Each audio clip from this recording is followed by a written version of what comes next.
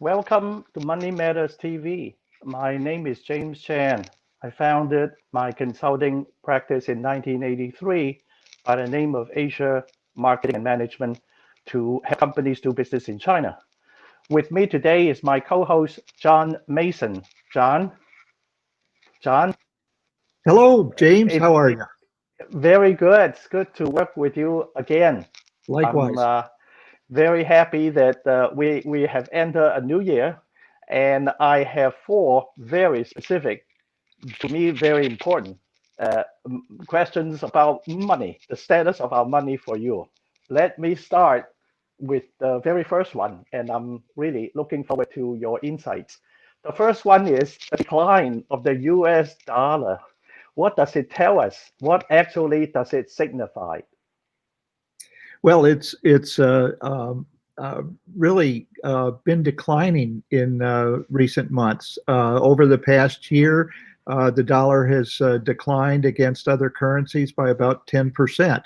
Wow. The U.S. dollar now, it takes uh, $1.23 to buy 1 euro, for example, and last year at some time it cost only a dollar and 8 cents to buy the euro. So uh, we really have seen quite a decline in the value of the U.S. dollar, and many projections are for the possibility of another 10% decline in the U.S. dollar's value over 2021.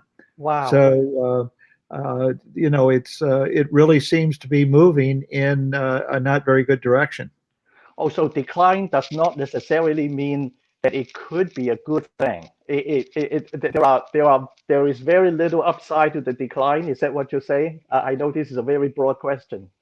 Well, to me, the decline in the dollar is actually at this particular stage representing a lot of disenchantment with the United States and where the United States is going. So people are getting out of dollars and putting them into other currencies, into other nations.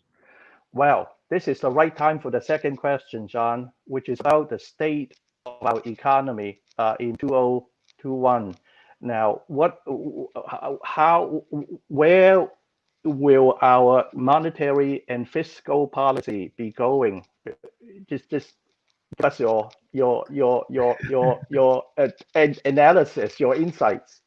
Well, this is a real part of the problem, is that the United States monetary policy has basically been excessively loose since about March. I mean, it responded correctly to the announcement or the news about the economic recession in the United States and the effect that the uh, coronavirus pandemic was having on the economy, and so they consequently the Fed pumped lots and lots of money into the economy so as to uh, protect it. And that's what the Fed is supposed to do at that particular time. But we have now a tremendous amount of money that is floating around, and one of the really strange things that people are having some difficulty in dealing with is the fact that you watch the evening news and you hear about all the restaurants that are going out of business, all the trouble that the airlines are having, and other places like that. How people have been lost their jobs and things like that. But you look at another sector of the economy, and you see all sorts of money floating around. We've had these, for instance, one of the big factors is the blank check companies that have come up, the SPACs, and there's just an article in the Wall Street Journal today about how much money that these organizations have accumulated over this last year to buy companies. It's just phenomenal. I Yeah. work a lot with the, young companies and young entrepreneurs and things like that in angel finance and venture capital. And it's amazing the money that's around and the activity that's going on in those areas because of this. Well, And and I'm sorry. that's why the financial industry is booming. Am I correct?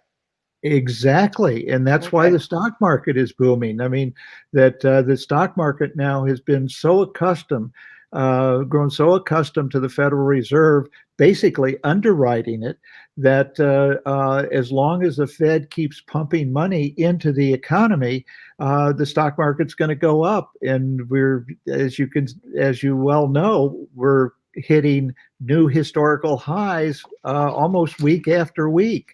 Yep. And but the problem is here too is that foreigners seen this, and Yeah. this is being reflected in the dollar. The other Right. thing that's being reflected in the dollar is our fiscal policy is basically out of whack as well. And yes, we just had a $900 billion package that was passed just recently. But the Biden administration coming into office is talking about that is far inadequate for what the economy needs. Again, focusing on the people that have been laid out off or out of jobs, the businesses that have closed and things like that. And they definitely do need help.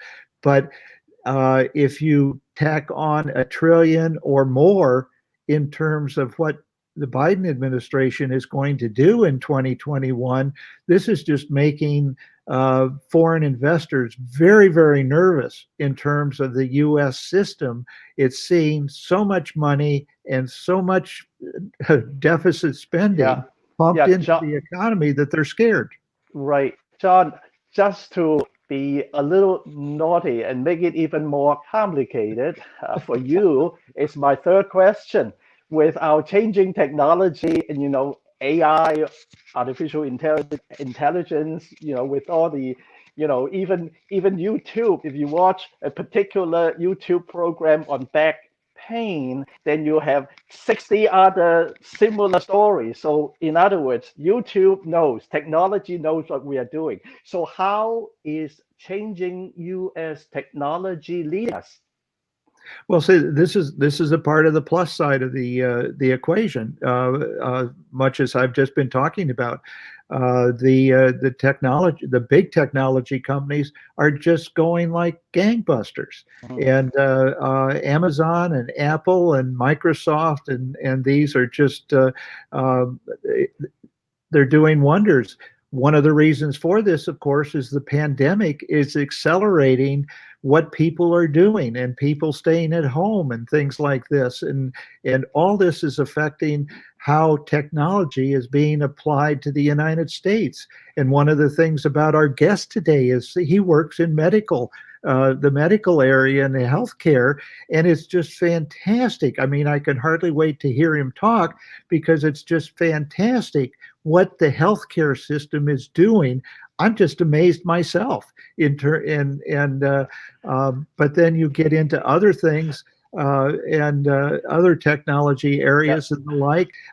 Finance. I mean, if finance is just. I mean, you won't recognize, I think, the financial system in 5 years. One of the things, and one that I've just been writing about just recently, is Yeah. Bitcoin and the Yeah. possibilities of Bitcoin uh, becoming a Yeah. medium of exchange that will be used as a Yeah. reserve currency within the Uh, world. yeah. Whoa. Uh, I know you can go on. I know you can. You have wonderful capabilities to pick a topic.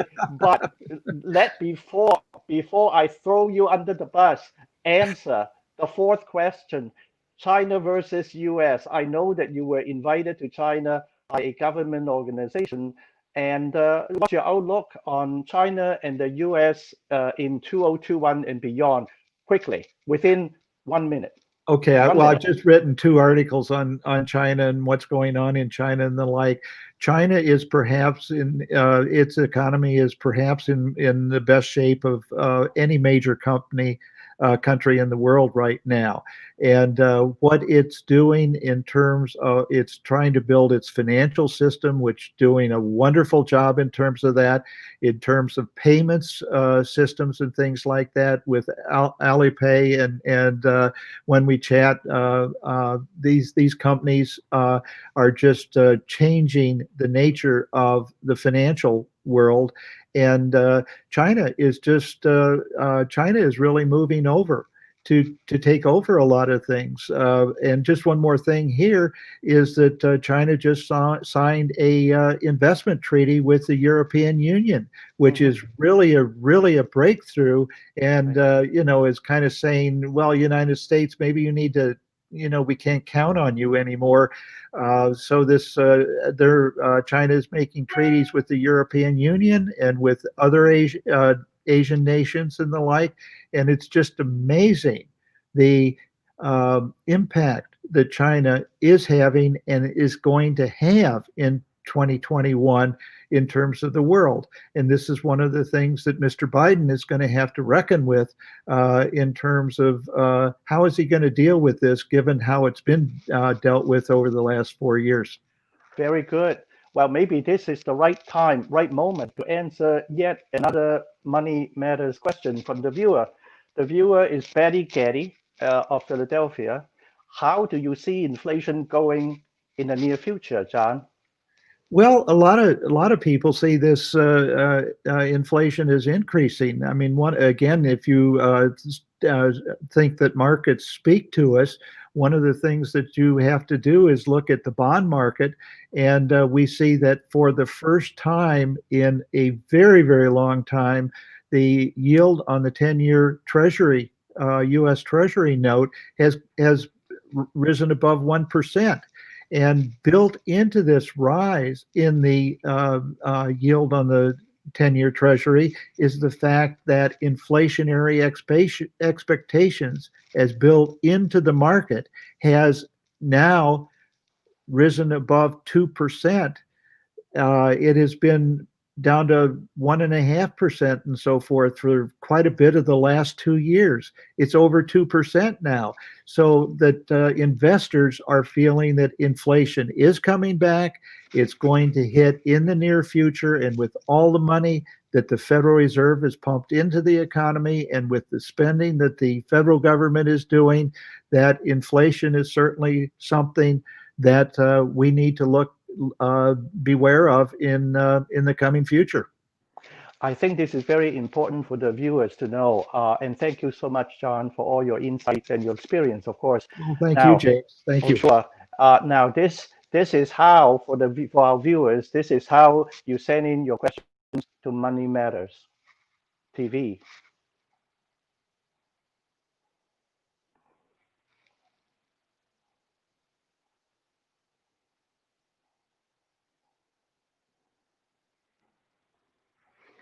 Welcome back to Money Matters TV. My name is James Chan. I'd like to introduce our guest today. His name is David Jensen. David Jensen founded his company, and the name of his company is Catalyst Key. And David, welcome to Money Matters TV. Thanks for having me, James. Very good. Tell people, I'm curious, what does Catalyst Key mean? I'm sure that it tells people what you do, right? That's what you do. Sure. I mean, it's general idea is, so often many companies, especially technology companies, have all the things necessary to be successful. And so in science, especially chemistry, a catalyst is something that takes something and changes it. And so the story behind this was, what's the key? What's the thing that unlocks that change agent, that piece of change that takes what a company is and allows them to grow into what they can be? And so that was the story behind the name. Yeah. How did you come to found your business? I'm sure that you worked for some big companies before you took the plunge, so to speak. Right. I'm sure.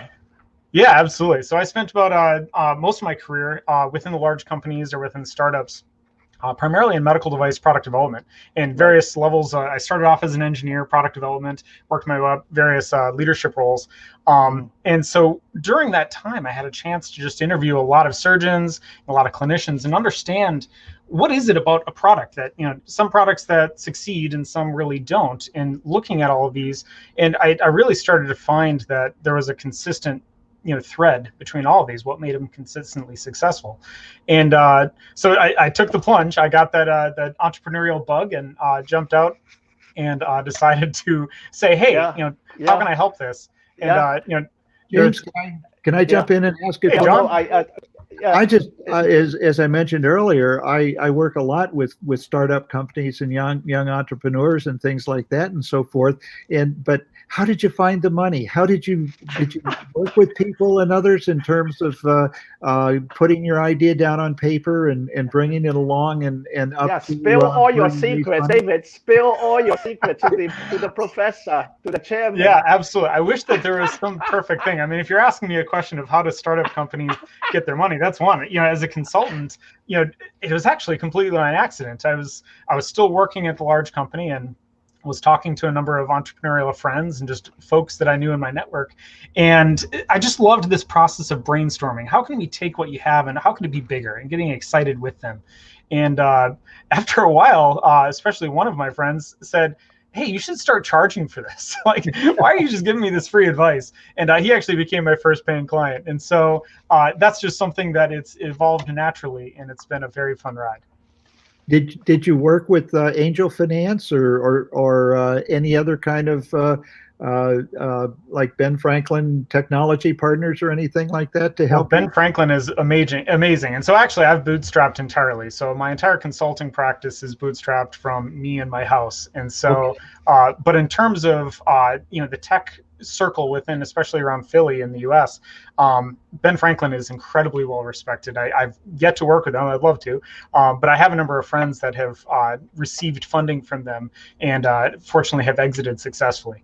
And so, no, I think that Ben Franklin's wonderful. And I have some experience working with, especially VCs and private equity around the country. Is especially, as you guys were talking earlier, there's a lot of investment money sitting around looking for a home.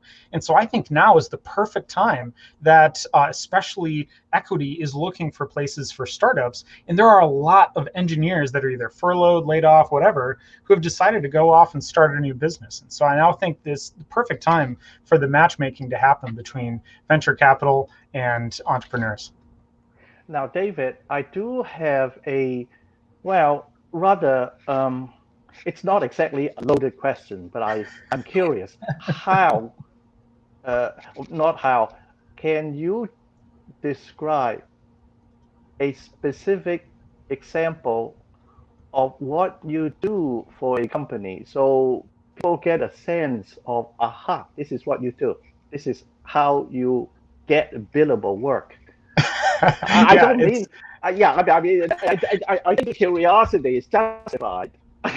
Absolutely. And, having had a 1,000 different types of roles within medical device companies, I've done a lot of things. And so as a result, in my consulting practice, I end up doing a lot of different things. But oftentimes what it is, when you're just having these natural conversations with folks about what is the core of their business, what is getting them to their customers, it's talking about what is it that you're trying to solve? What is the problem you're trying to solve? And what is the product that you're looking to use to solve that problem or service? And really starting to explore what is that natural fit and the market fit between what they have and who are their customers, because oftentimes there's a divide. And so how do you bring those two together? And oftentimes that comes down to what we call voice of the customer. It's interviewing and really starting to understand what does the eventual customer want, what makes them happy, and the innovation that goes along with that, finding what is the thing that's going to change, what's the thing that's going to make that possible.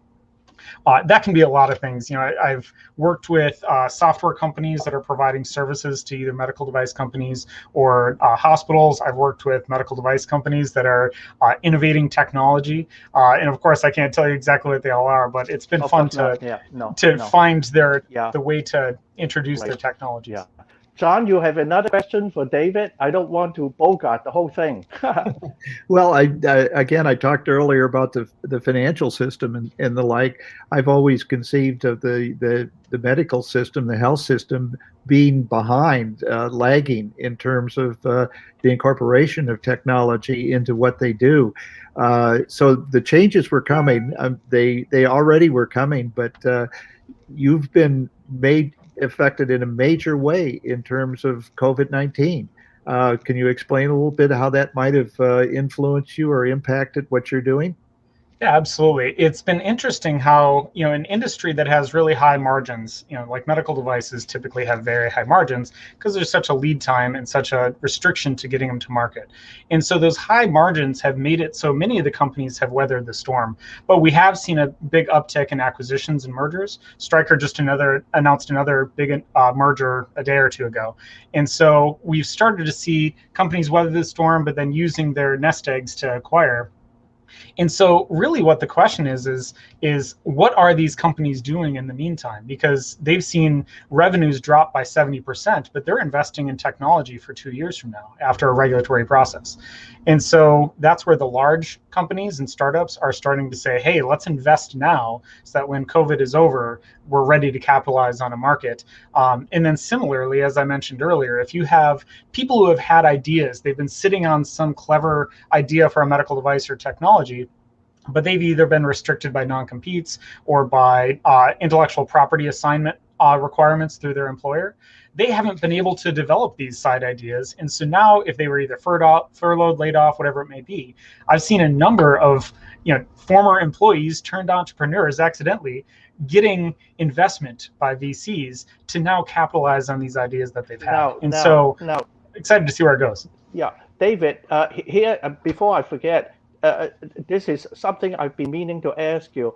For the employees who are laid off because of COVID, and if they already have a non-compete or some confidentiality agreement with a medical equipment or device manufacturer, how can they strike out on their own?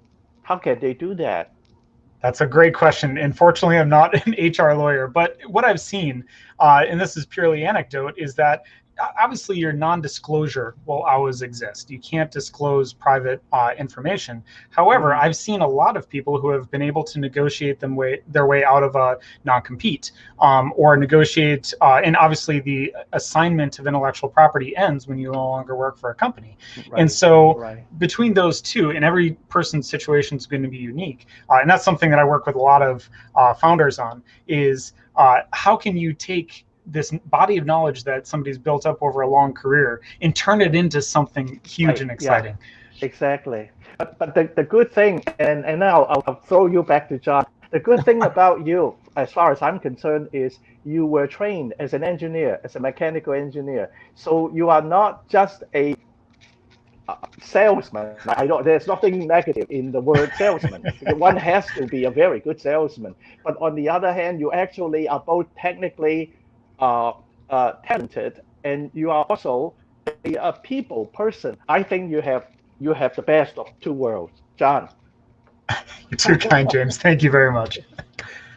I was just wondering about, David, about your organization right now and what it's composed of, and what do you see you doing, and where your organization will be in a couple of years?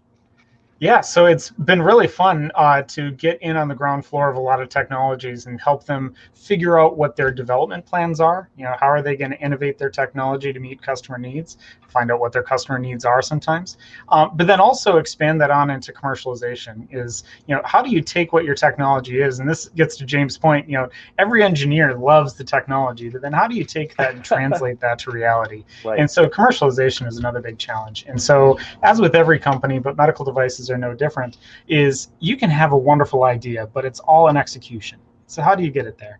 And so that's where I've been able to work with a lot of founders, either VCs, private equity, if that's the level that they're at, and trying to get these technologies there. So in the next few years, I'm very excited to see a couple of technologies that I'm working with get to market, but then also hopefully expand the types of technologies that I get to play with. Yeah. At the end of the day, I'm still an engineer at heart, and so I love playing with really novel, innovative tech. In fact, David, I forgot to mention one more advantage that you have, that is as an exporter, as somebody who helps companies export, particularly to China, the American medical and device industry is the one that exports the most. They have stuff that even the Chinese cannot reverse engineer very well. So you are actually in a wonderful situation. It's really, I think you have to be doing very well. Absolutely. And what's exciting about the medical device industry is that it really has kept things domestic, other than some disposables where it's more affordable to send it out. A lot of the high tech manufacturing has stayed domestic. It's very high precision machining, injection molding. Yeah.